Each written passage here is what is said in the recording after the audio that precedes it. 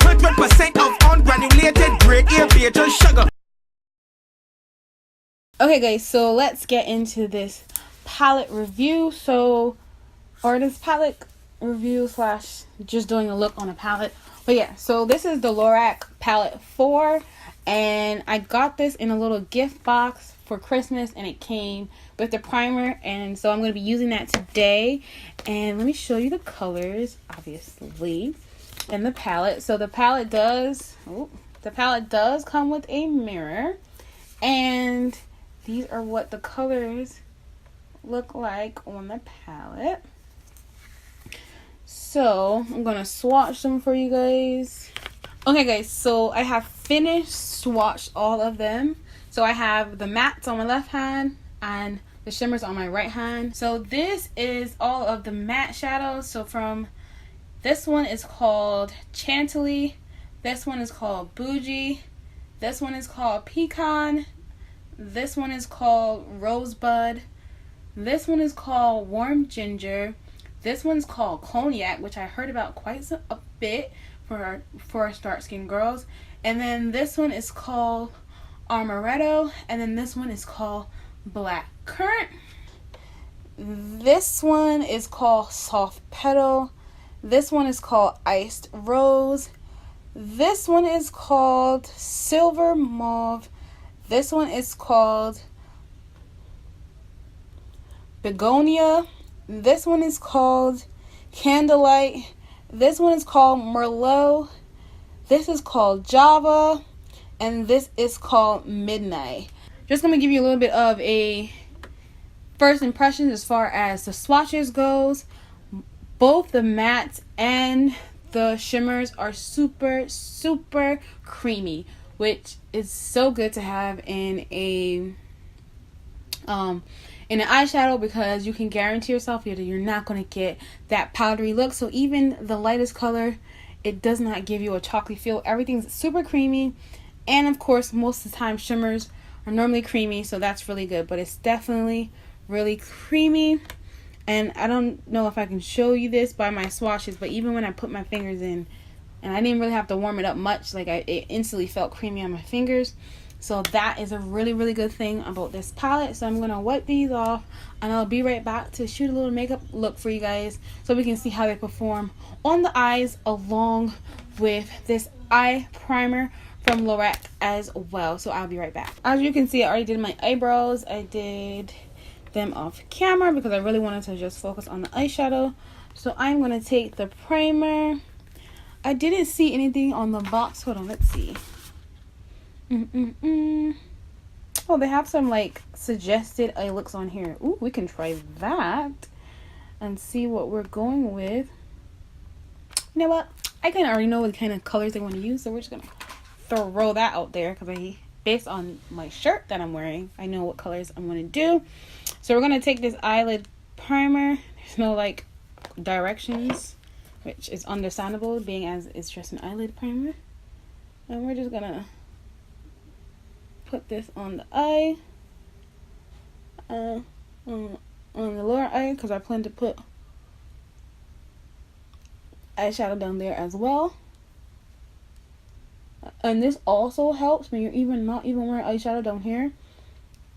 Eyelid primers really help with reducing creasing under the eye, so that is a free tip for you guys.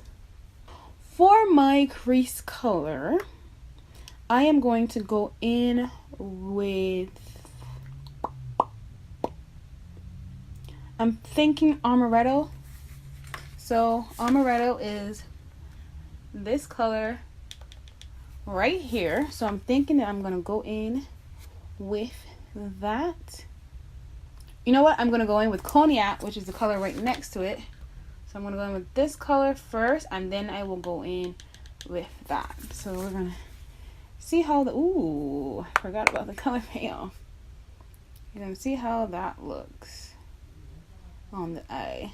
I'm liking it so far. It is definitely blending.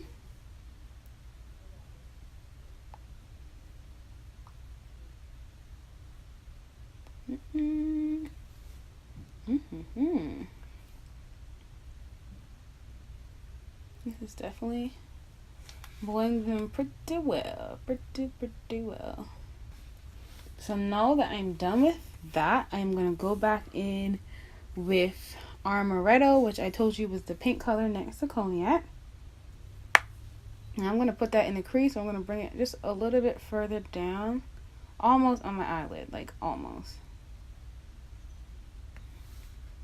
Just to give it a little bit more of a pinkness.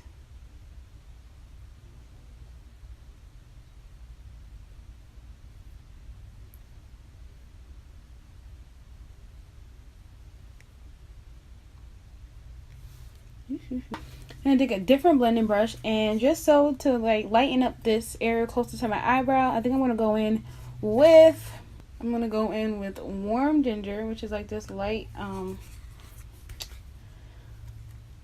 cream, like a light brown color with like a yellow undertone. And I'm just gonna, right where my eyebrow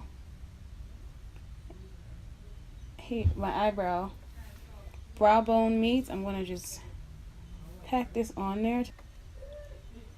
Now that just kind of helped soften that up a little bit. I'm not a makeup artist, so I am just trying a thing, okay? Every time I do a makeup tutorial or makeup look, I am trying a thing, okay? And I'm just sharing it with you guys because I can guarantee you that most people that watch me are not makeup artists. So you could try a thing too. That's our motto on this channel. We trying a thing, and you could try a thing too. So I'm going to be using two colors for my eyelids today. So I'm going to use Begonia, which is this pinky kind of shimmery color. And then I'm going to use Iced Rose a little bit closer in my inner tear duct area. So I'm going to go in with Begonia. I'm going to just tap this on my eyelid. I'm scared. What do we think? Too pink? Too pink? I don't know. We're going to keep going, but do you see that color pale? Oh my Jesus. Oh my Jesus. This is just 2 taps. I didn't even do much. So we're leaving that like inner quarter or inner third of my eyelid for the other color. So we're just gonna focus this one right in here. I'm gonna go in with Iced Rose, which is like this really pretty rose gold color. And I'm going to just pack that in the inner third of my eyelid. Ooh, child. So let's get to blending these shadows in the crease area. So I'm going to go back in with Amaretto, which was the pinky kind of color that we used. And I'm just going to blend where that and the rest of the other eyeshadow meets. Alright. So like that. And then I'm also going to do that kind of like on the outer corner. Just like blend it in just a little bit to meet that Begonia color, which is the darker pink color that we use. So that there's no harsh line there. So just a one tap and just kind of brush it in like a cat eye kind of effect. So here's a tip for you guys. So I do not like my eyeshadow to meet my eyebrows. I just don't like. I know it's like sometimes like a little editorial look and all that, but I don't like it on me.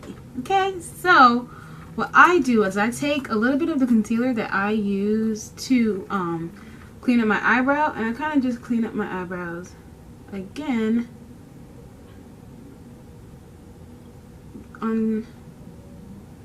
after I've done the eyeshadow. So kind of just make sure that there's that separation between the two. And don't worry about the fact that it looks like one line. We will deal with that in a second. I just wanted to get it from right under my eyebrow because I really genuinely do not like that look. So I'm going to just blend between that concealer and that eyeshadow. I don't want to add any more product because I don't want it to get more pigmented, if you know what I mean. And if you have eyelids like me that are just foldy, you can just raise your eyebrow.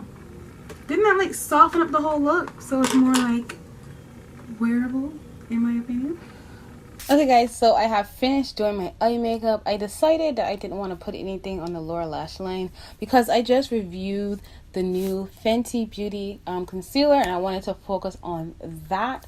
So you guys can check that out. It'll be right here in the iCards. Right now I have on mostly Fenty on my face. So yeah, so you guys can check out that review. But this one is about the Lorac palette.